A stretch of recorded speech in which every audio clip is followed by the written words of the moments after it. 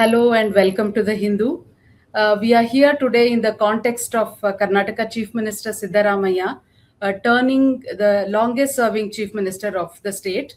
Though it's not an uninterrupted tenure, it's been, he has, by virtue of ruling for, being in office for over 7 years and 729 days, he's become the longest serving Chief Minister of Karnataka, breaking the record that was earlier held by Devaraj Urs.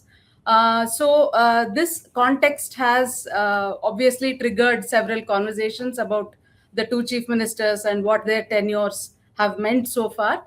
Not only because they have been compared in terms of their longevity, but also in terms of how they're viewed in terms of their political credo. Though there are quite a few comparisons and points of departure and convergence between the two leaders, which have all been points of discussion.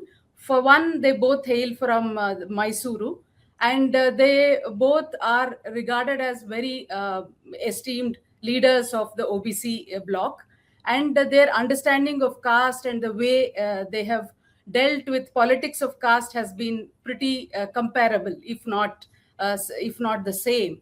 And also in terms of how they view welfare as a way of politics has also been compared. Though again here the way they have their trajectories have not been the same, quite obviously, as they are in completely different political epochs, if I may say so. So to discuss this, to compare the two legacies and the points where they meet and where they diverge, we have here with us today Professor A. Narayana, who teaches at Azim Premji University.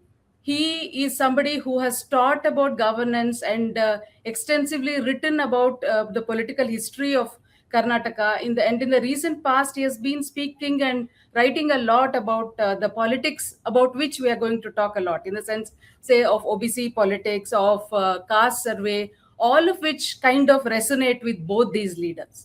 So welcome to the discussion today with us, Professor Narayana. Thanks for Thanks, joining. Bageshree. It's a pleasure to join you in this discussion. Thank you. To begin with a very basic question, before we move on to the more weightier issue, so to say, how significant do you think is this very question of longevity? Because I'm asking this in a particular context where several other chief ministers in other states have served over 20-year terms and 20-year tenures. But in Karnataka, no chief minister has crossed 10 years. But even completing a single term has been an aberration rather than the norm, right? And also, we are speaking today in a context where Siddaramaiah's second term itself, there's a question mark about whether or not he will be able to complete this term, with his deputy D.K. Shivkumar constantly talking about the issue of leadership change and his supporters. There's a constant talk about that. So in this context, would you want to talk about first what this longevity itself means? Yeah, so this is an important question. And as you mentioned, in a state where it is very difficult for chief ministers to complete a single term, to emerge as the longest serving chief ministers is quite a task. But more importantly, Devaraj Urs and Siddaramaiah, who now occupy the first two positions as the longest serving chief ministers, they come from OBC bloc. Both of them are backward class leaders. Now, this is more significant than the fact that the state has a history of short duration for chief ministers, because this is a state where the politics is still in the grip of dominant castes. In such a state, for two OBC leaders to have occupied this position is a statement in itself. That's what I think is the significance of this event that the state or the Congress is celebrating now. I would say that there could be many factors for this. Why these two leaders from OBC bloc hold this distinction? It is partly historical, partly structural. But more importantly, I think the leadership models that these two leaders present is also important. We have to give it to their leadership qualities as much as we explain this by looking into the historical factors and other structural factors in Karnataka politics. Okay. So I would like to really go back to the question that you raised about the issue of caste and OBC politics and the other dominant caste vis-a-vis the other dominant caste. But before we go there, what you just mentioned about the structural issues, I'd like to, because Devaraj Urus's legacy has been in the, I mean, like you mentioned Devaraj Urs, and the first thing that you think of is land reforms, right? So that was his most significant and most remembered contribution to Karnataka's economy and politics and the social fabric itself. So, in that context, if we were to draw a comparison between the two, I mean, I'd like to draw your, I mean, I would want you to dwell on that question. For, I mean, as I see it, while Devaraj Urs looked at very structural changes, like redistribution of assets. Here, Siddaramaiah, through his Bhagya schemes in the first tenure and the present guarantee schemes, is more looking at offering a certain cushion to the poor and the downtrodden in a neoliberal context. He is operating in an undeniably and apparently irreversibly neoliberal free economy context. So in this context, how do you see the politics of welfare that these two tall leaders play? I mean, as they're perceived and as they govern. Yeah. So you are right in pointing out that RS broke hierarchies, both social and economic, whereas Siddaramaiah is operating within the hierarchies, but he is tinkering here and there through some schemes, etc. That's true, and this comparison has often been made in this context. But let us also understand the context, different contexts in which these two leaders have been operating. One of which you have already pointed out, which is that RS was the chief minister in pre-liberal India, whereas Siddaramaiah became the chief minister post-liberalization. So that is one thing which makes it a bit difficult for Siddaramaiah to bring about drastic changes in the system, especially economic system.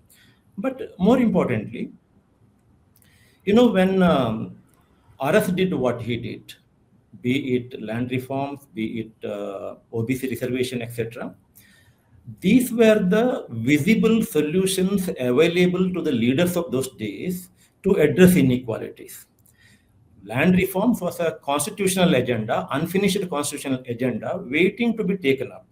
And for any leader during those days to address economic hierarchies, that was the available solution and visible solution, easy to have picked up. There were challenges, and those challenges are faced very intelligently. That is a different thing. But when it comes to the question of what Siddaramaiah could do and he could not do, we have to appreciate the fact that there is no single solution available today for any chief minister or for other leaders in the country or internationally to address the question of economic inequality, which of course is the biggest problem. But there is no ready-made solutions which were available to leaders during arrest time. So therefore, Siddaramaiah could, or he did whatever he could by way of launching a series of programs, and we should not discount the importance of them. I'll give one example, and I think although they might not have upset or might not have restructured the hierarchies, they would go. Some of these schemes that he has launched would go a long way. I'm not referring to the guarantee scheme here, because guarantees, for which his regime has become famous, especially the second term, is certainly not his imagination. It is something that the party announced during the elections, and he simply continued, or he simply implemented it. But what he is responsible for rather introducing in terms of certain imaginative redistributive schemes is one, reservation in contracts for SC/STs. or strengthening TSP and SCP programs, Yes. especially introducing reservation in contracts is important because the contractors are an important block in the Indian state power. They are unseen, but they are very, very powerful in making things happen in our system. So to keep both minorities and SC/STs out of this power structure was an anomaly which Siddaramaiah addressed.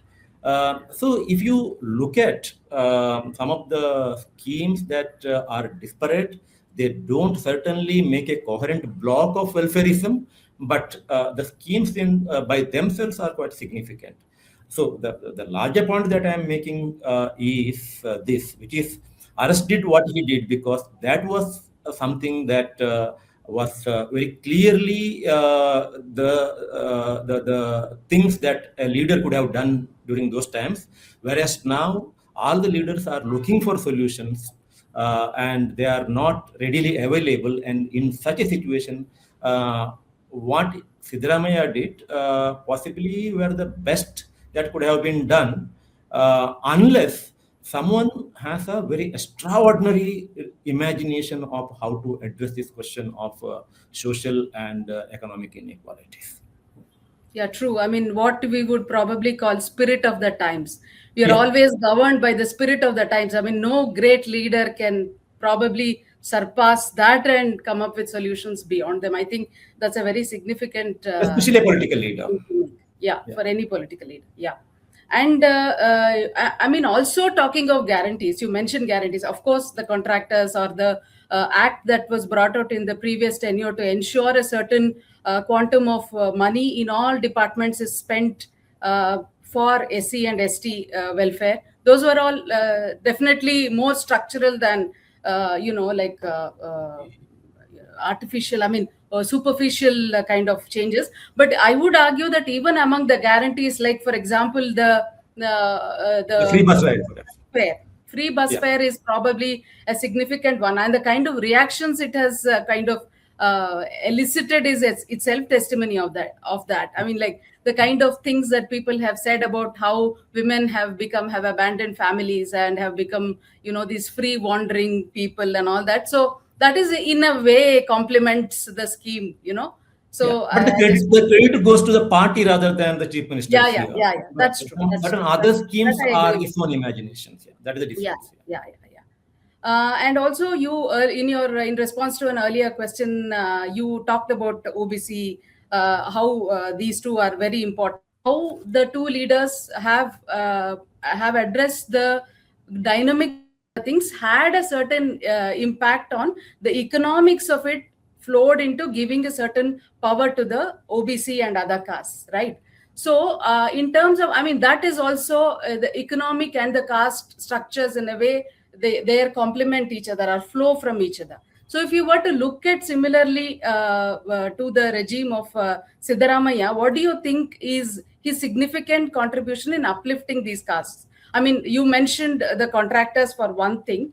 I mean, but there are also times that Siddaramaiah comes across as somebody who is going forward 2 steps and going backward a couple of steps. For example, the way he has not, I mean, it's as if his hands are tied when it came to caste survey. In the first term, he could not do much about it. Now there is a second survey that has been carried out, and it's expected to be, the report is expected to be given soon. And what will happen after that is another question. So, I mean, it looks like he's constrained by a lot of things when it comes to granting people their rights, of a certain section of people their rights. So how do you view both the leaders when you Yeah. look through this prism? Yeah. So I think here we are comparing what these two leaders have done for the OBCs. SC/STs is one thing, minorities is another thing, but particularly to the OBCs, what Aras did and what Siddaramaiah could do so far. Aras' contribution to the OBCs center around two important actions. One, reservation in jobs and education to OBCs, and second, bringing OBC leaders to politics. In the case of Siddaramaiah, often Siddaramaiah is credited with this formation called AHINDA, which is a loose coalition of OBCs, minorities, and Dalits as a solid vote bank for the Congress. One thing that is to be noted here in the context of AHINDA, in this formation, OBCs are the weakest link. Their association with the bloc is weaker when compared to how see themselves as part of this formation. This is where Siddaramaiah had to do a lot of work. The OBCs have been deserting the Congress, or they have been deserting the AHINDA bloc in favor of the BJP. However, one thing that that again needs to be noted here is that for Devaraj Urs, it was a clean slate.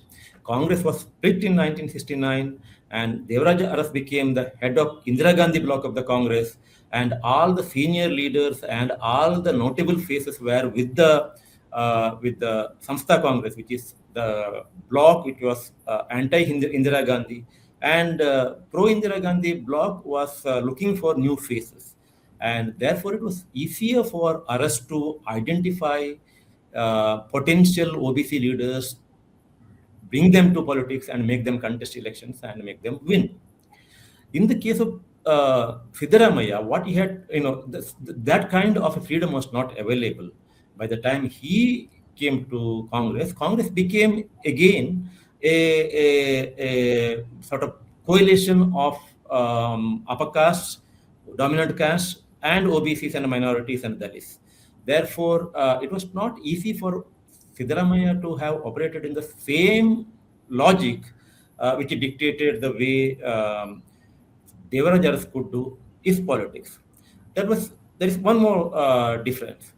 For Urs, all that he had to do was to introduce a few potential OBC leaders to politics and to allow them to grow. In the case of Siddaramaiah, for him to have solidified the OBC bloc within AHINDA formation, he had to address the inequalities within the OBC bloc itself, which is a more difficult task when compared to uplifting OBCs as a whole. That is what Devaraj Urs could do. Now, this question of redistribution within the OBC bloc, both in terms of resource redistribution and redistribution of political positions, is something which called for extraordinary political ingenuity, which we have to admit Siddaramaiah has not been able to display so far. Okay, yeah, that's interesting.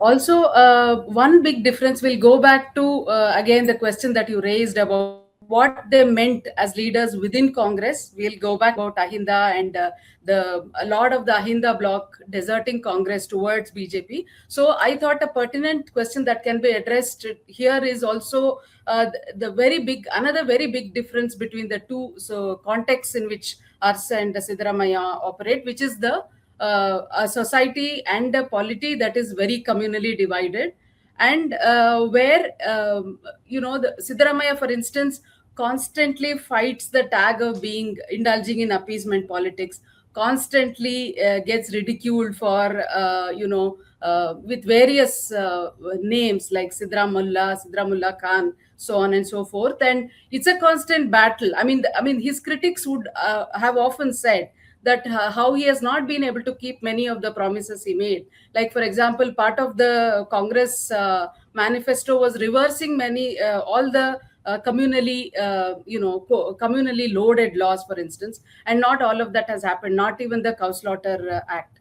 So this is again, I think, a very big point of departure between the two leaders in terms of the social context and the political context in which they work. So how do you view this? I mean, this is post-Babri. Again, just as he's operating in a post-liberal era, also post-Babri era, right? So which is not the case in case of and a one significant I mean, I don't know, I would say significant part of it is also that these kind of especially communal politics is the way it is amplified by social media, amplified by WhatsApp groups. All these were also not even the figment of somebody's imagination when us was there. I mean, these are like have been very important tools in communal or religion based kind of politics. So would you it would be nice if you can weigh in on this. Okay. So, the challenge that Aras faced was that he had to break Karnataka politics free from the grip of dominant castes, which he did to a large extent. And Siddaramaiah carried it forward to some extent, but as I pointed out earlier, there, of course, his contribution has been limited. Now, the biggest challenge in terms of politics that Siddaramaiah has been facing is to break Karnataka politics free from growing influence of communalism. Now, here, Siddaramaiah has been consistent in taking position against communalism, unlike any other Congress leader in Karnataka. Of late, of course, Priyanka Kharge has been doing it. Otherwise, Siddaramaiah was the lone voice against communal forces in Karnataka. But important thing to be noted again here is that while he was taking position against communalism, I don't think he has been able to take decisive action against communalism and its growth and spread. For whatever reason, so as you mentioned, now it would have been easier for Aras during those days to fight casteist forces. It is not easier for it is no longer easier for any leader in Karnataka to fight communalism, and that again requires a lot of strategy. And this strategy cannot be devised by a single leader or the chief minister. It should be the strategy of the party. So if Congress in Karnataka has not been able to fight communalism too well, we cannot blame Siddaramaiah alone, because this kind of strategy should be the party strategy, and because it's not just fighting elections, it is to change society, right? Because communalism and Hindutva sort of politics is seeping into society by leaps and bounds, and that requires a kind of strategy and kind of action plan which should be broad based. It should be continuous. It's not something that one could devise during election time. And that kind of a strategy is not part of what the Congress has been doing in Karnataka. And but for some disparate actions here and there, appointing some so-called stricter officers in communally sensitive areas, even Siddaramaiah as a chief minister has not done much, I would say. However, we should give some credit to him, which is that but for a mass leader like Siddaramaiah, BJP in Karnataka would have established itself more firmly. We have to note that BJP so far has not been able to secure a simple majority in any elections. It held power twice or thrice, but not with the full majority. And if that has happened, if BJP has been sort of prevented from, taking deeper roots in Karnataka soil, there are many factors responsible for it, but the towering presence of a mass leader like Siddaramaiah is also an important factor here. That's why possibly he's the main target of the BJP, not the Congress. Siddaramaiah is the target of BJP in Karnataka, right? And that's Yeah.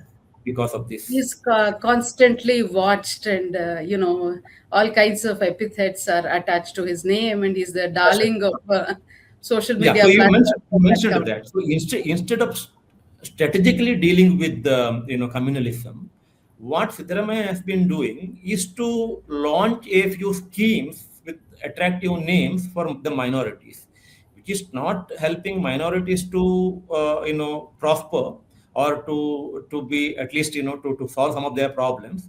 nor is it helping fighting communalism in Karnataka. A Tipu Jayanti or a Shadi Bhagya is not going to make any difference to the lives of ordinary Muslims or minorities, right? But at the same time, and on account of this kind of schemes, he has been accused of all the things being a pro-minority, anti-Hindu. Being pro-minority is not an Yeah, yeah. issue. He has been, characterized as an anti-Hindu leader by the middle class, and many people buy this kind of imageries. So, and he has earned all this while not doing enough to fight communalism. That is the tragedy of Siddaramaiah's politics, I would say. Yeah, that's very interesting. Yeah. I mean, it's as if he goes one step forward and he's pushed two steps backward. Also, Yeah. I think a lot of internal dynamics within the party. It's not, of course, the Sangh Parivar is there on the one hand, but also internal dynamics of the party. Several things do not allow for a more aggressive stance, I feel. And anyway, so moving on to, I mean, you mentioned about the two leaders and what they meant in the Congress party itself. I mean, they come from two very different places, right? I mean, like Ars was a congressman who took, I mean, who was the chief minister and then eventually left Congress. And Siddaramaiah is a non-congressman who came to Congress and soon became the chief minister of the state. So how do you view them? I mean, like what did these two leaders mean to the party in their own historical contexts? Okay, I would say that both of them, appeared in the Congress as saviors. They emerged in the Congress as saviors. Now, many people argue that the Congress was very strong when Aras was the chief minister. It is not historically true. Aras helped the Congress when Congress was on the downhills in the 70s. Post 1969, Indira Gandhi unit of the Congress was really looking for some strong regional leaders to emerge or to fight the other formidable bloc within the Congress, the Samstha Congress. At that point in time, RS appeared and he sort of won the Congress both in the Lok Sabha elections in 1971 and in 1972 assembly elections. So the Congress was at its weakest point then, and RS was the savior.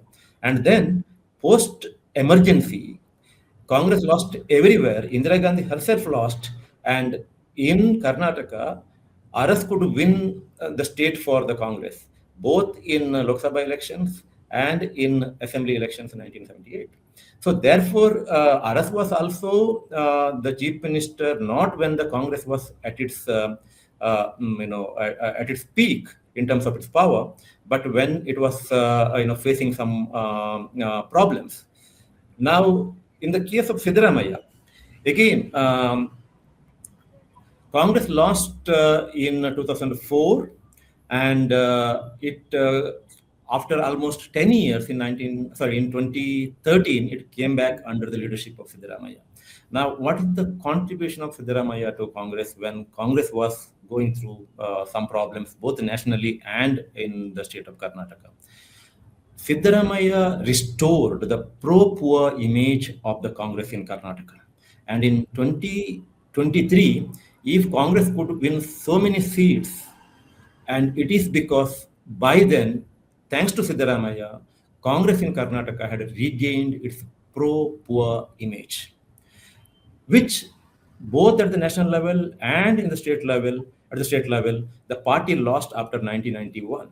In 2004, everybody expected SM Krishna to stage a comeback, but he could not.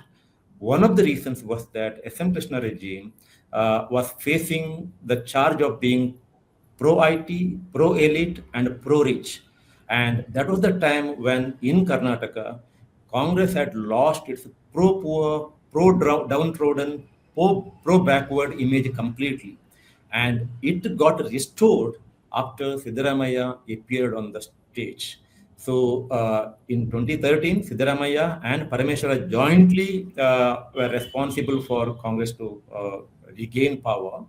And after 2013, during his first regime, he completely restored that image. Congress emerged in Karnataka or re-emerged in Karnataka as a party of the poor, a party of SC/STs, a party of the OBCs to a large extent, which really helped it in 2013 because between 2019 and 2023, the BJP regime earned the same reputation of being too pro-elite, being too pro-rich at the cost of the poor. So this is, I would say, the contribution of Siddaramaiah. And here, Siddaramaiah was only, in a way, continuing. He is carrying forward the legacy of Devaraj Urs. Devaraj Urs made social justice center of his politics, right? And then after Urs, social justice was no longer at the core of Congress politics. I would say rather not just Congress politics, but Karnataka politics in general. Very interestingly, Siddaramaiah is not one of the proteges of Devaraj Urs. Siddaramaiah entered politics in 1983, or at least he got elected to the assembly in 1983. By then, Devaraj Urs was no more. And previous three other OBC chief ministers of Karnataka, Bangarappa, Virappa Moily, and Dharam Singh, all the three were the direct beneficiaries of Devaraj Urs politics, and they were rather proteges of Devaraj Urs. But Siddaramaiah could do more to the legacy of Devaraj Urs than what these three chief ministers could together do. Of the three, I would still single out Virappa Moily. He tried to do something, but then he was, his times were different and his position was very weak within the party. But together, these three did far lesser than what Siddaramaiah could single-handedly do to the cause of social justice with all the limitations. There is no comparison between what Urs did and what Siddaramaiah could do. Urs did far more to the cause of social justice and to the cause of OBCs. Still, it was Siddaramaiah who carried forward that legacy by simply, bringing to the center stage of politics the idea of social justice. And let us remember that when Urs did this, it was fashionable for politicians to speak about social justice. It was fashionable for politicians to talk about poverty alleviation, right? And Indira Gandhi regime fought with the Supreme Court to give precedence for directive principles of state policy in the constitution over fundamental rights. It was that time Urs was doing his politics. But by the time Siddaramaiah came to the center stage of Karnataka politics, social justice was out of fashion. No politician today who wants to emerge big talks about social justice, but Siddaramaiah boldly talks about it, right? So that is the legacy of Siddaramaiah, or that is how he carried forward, or Siddaramaiah carried forward Urs' legacy, I would say. That I find very interesting for two reasons. One is that it ties up how the legacies, though divided by time and like the spirit, two completely different spirits of the time, how they still tie together. That is a very interesting observation. And also another thing is this pro-poor image that you talk about.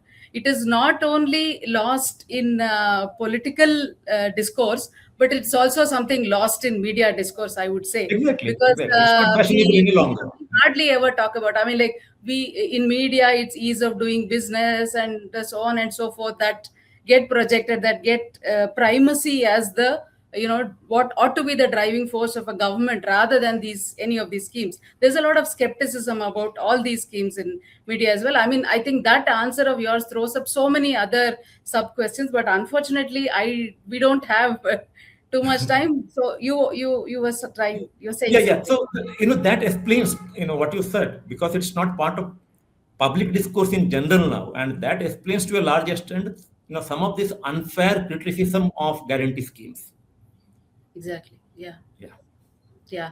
So I want to, before I wind up, I was just reading one of your recent articles you've written in Kannada about, again, about Siddaramaiah and Devaraj Urs and how they are, the trajectory of their politics. And you have an interesting metaphor. You use an interesting metaphor. You say that, I think you've pretty much answered that in all the answers that you've, all the things that you've said now, but I still think it's an interesting metaphor that you say that Devaraj Urs is like a student who is writing long essays, like long form essays, and the Siddaramaiah is like a student who's ticking these 1 mark questions, objective Multiple choice type question. questions.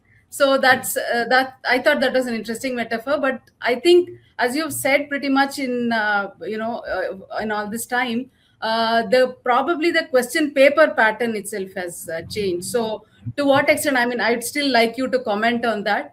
To what extent has the exam paper pattern changed, and to what extent could the student have made his choices? I mean, like, what is an individual and political choice that you boldly make, and what you just cannot make because you're defined by a context, you're defined by your question paper, so to say, to use your own metaphor. Okay. I use that metaphor only to drive home the point that Devaraj Urs was a statesman and he had a vision. Siddaramaiah is a strong political leader, he's a mass political leader, he's a mass leader. I think he's the only mass leader of that stature that we have in Karnataka today, and possibly the last. I don't see any, second line leader showing that kind of a potential. And he cannot be credited with the larger vision of the kind that Devaraj Urs had. So he is operating through his schemes and he is operating through his politics in a very different way when compared to Devaraj Urs. He, I would say, was certainly a statesman and a visionary leader. Now, this Karnataka model that we are talking about now, Siddaramaiah often refers to it, which is a combination of the high growth rate and redistributive justice. This was the invention of Devaraj Urs, and that certainly required a reinvention at our time. Siddaramaiah had to reinvent it to make it more relevant. But Siddaramaiah only refers to it. I don't see any reinvention happening. This is somewhat related to the answer that I gave you earlier, which is that for OBC mobilization today and to address the question of economic injustice or economic inequality today, you need a vision, and the solution should go beyond schemes. Solutions should go beyond resource allocations, and that kind of vision Devaraj Urs certainly had. But I don't think any of the current leaders, including Siddaramaiah, have such kind of vision. And in the case of Devaraj Urs, the presence of vision makes him a student who wrote deep political essays, very thoughtful essays in Karnataka politics. Whereas Siddaramaiah, I wrote in that article that he's taking the right answers in multiple choice kind of question paper. Yeah. Okay, thank you so much for joining us today. I wish we could go on, but I think we are over time. So thanks again for joining us. Thank you. Thanks, Bageshree. My pleasure. Thanks to our viewers as well.